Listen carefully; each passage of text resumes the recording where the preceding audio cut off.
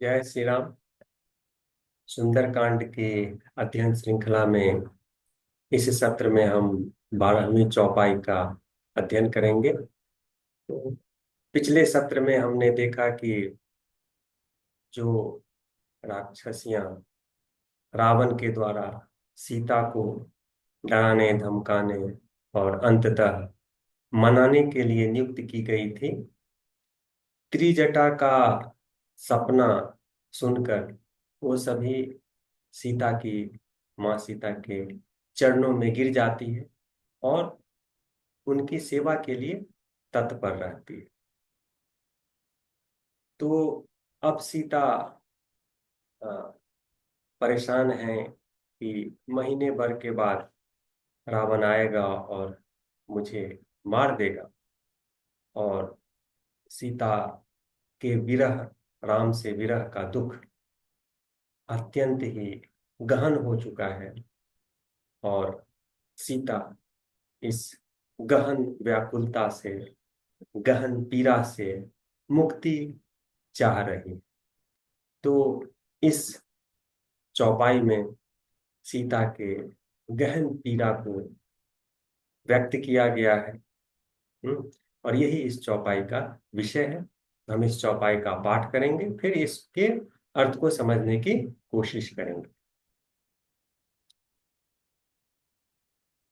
त्रिजटासन बोली कर जोरी, मातु विपति संगिनी ते मोरी।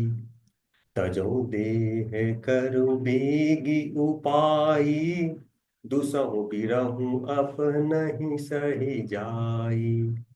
आनी काठ रचु चिता बनाई, मातु अनल पुनि देहि लगाई। सत्य करहि मम प्रीति सयानी, सुनई को श्रवण सूल सम बानी। सुनत बचन पद गहि समुझाइसी, प्रभु प्रताप बल सुजसु सुनाइसी। निसिन अनल मिल सुनु सुकुमारी, अस कहि सो निज भवन सिधारी।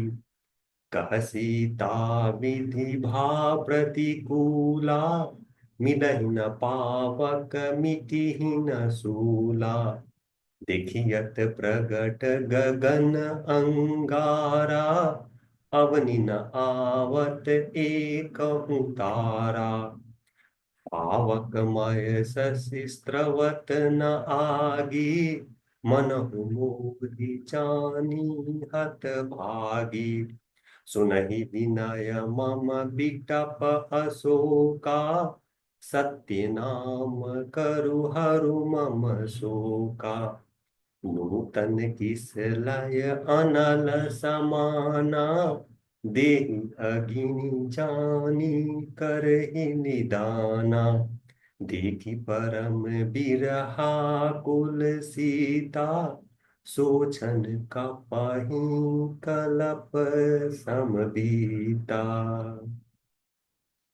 तो इस चौपाई में सीता के विरह को सीता के मुखों से ही व्यक्त किया गया है। तो माँ सीता त्रिजटा से बोलती है कि, और त्रिजटा को जानकी जी माता कह के संबोधित करती है। तो वो बोलती है कि हे माते, तुम मेरे विपत्ति की संगनी हो।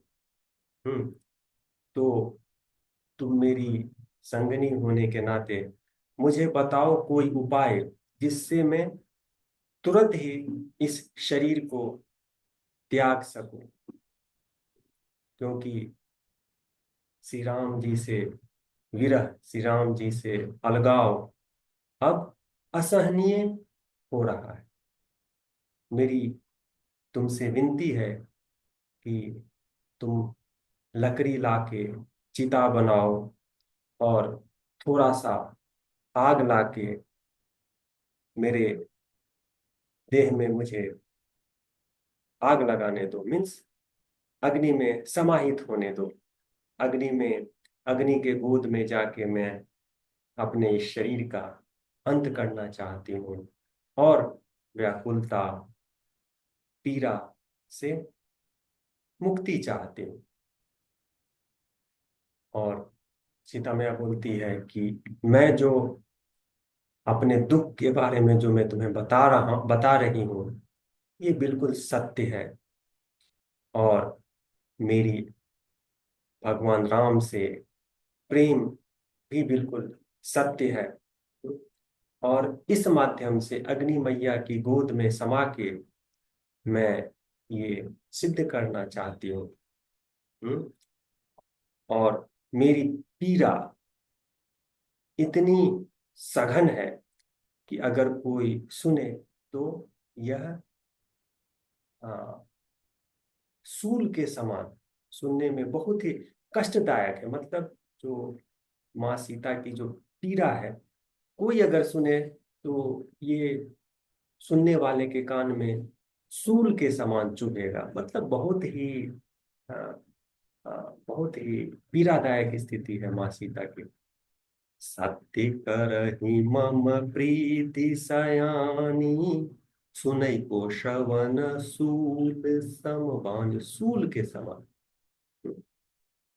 तो सीता मैया त्रिजटा को अपना पीड़ा सुनाती है। तो त्रिजटा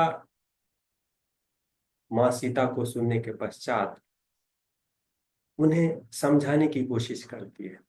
हम्म? सुनत बचन पद गही समुझाएसी, प्रभु प्रताप बल सुजसु सुनाएसी। वो समझाती हैं कि प्रभु श्री राम बहुत ही प्रतापी हैं, बहुत ही बलशाली हैं और जल्दी ही आपको इस रावण के कैद से मुक्त करा पाएंगे। हम्म तो आप थोड़ा धैर्य रखें, थोड़ी तसल्ली रखें। और ये रात का समय है, रात के समय में आग मिलना मुश्किल है। बिकॉज रात के समय में क्या होता है, आ, खाना पीना बन जाता है और पहले के जमाने में चूल्हा बुझ जाता था। हम्म, तो अब चूल्हा तो घरों में बुझ चुकी है, तो रात के समय में आग का मिलना मुश्किल है। और सुकुमारी कह के संबोधित करती है त्रिजटा। निसी न अनल मिल सुनु सुकुमारी, रात को कहाँ से आग मिलेगा। और ऐसा कहकर त्रिजटा अपने घर को चली जाती है। अस कही सो निज भवन सिधारी, अपने घर को चली गई।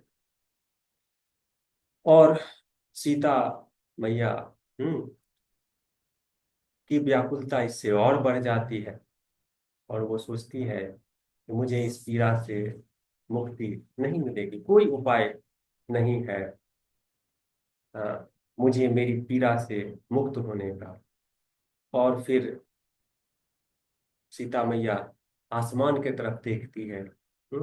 आसमान में ढेर सारे तारों को देखती है। तो तारा क्या है, आग का गोला है। तो फिर सोचती है कि इसमें से कोई एक तारा भी, अवनि न आवो एको तारा, अवनि का मतलब होता है पृथ्वी, इसमें से काश एक तारा पृथ्वी पे अ, आ जाए और मैं अग्नि माँ के गोद में समाहित हो जाऊं। ऐसा वो सोचती है।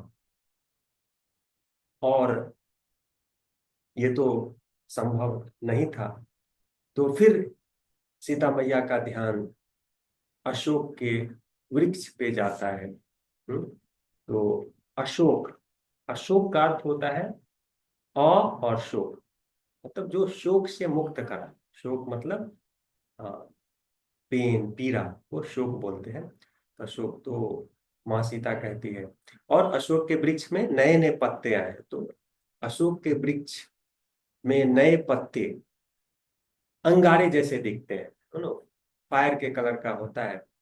तो माँ सीता बोलती हैं कि अ, हे पेड़, जैसा आपका नाम है अशोक, आप शोक दूर करने वाले हैं, मेरे शोक को भी दूर करें और एक आग का एक अंगारा गिरा दें, ताकि मैं अपने आप को अग्नि मैया के हवाले कर सकूं।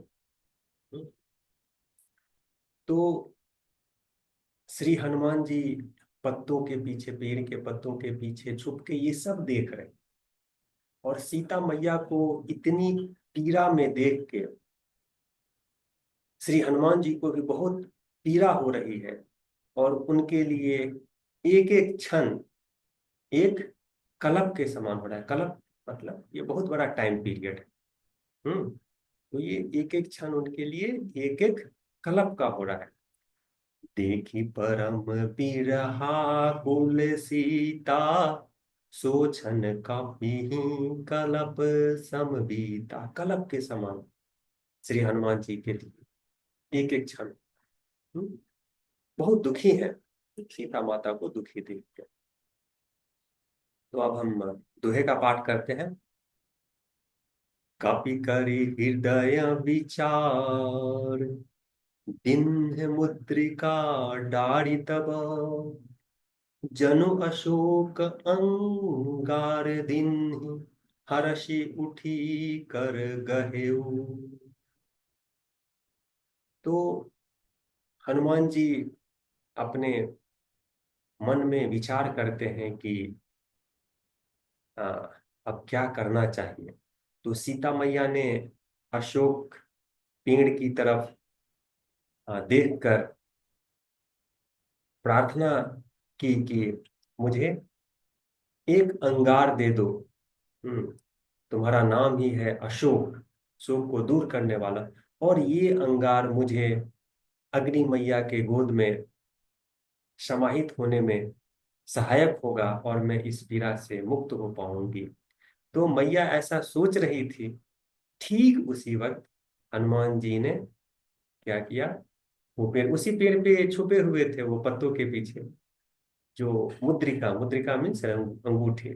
तो श्री राम जी ने जाते वक्त हनुमान जी को एक अंगूठी दिया था।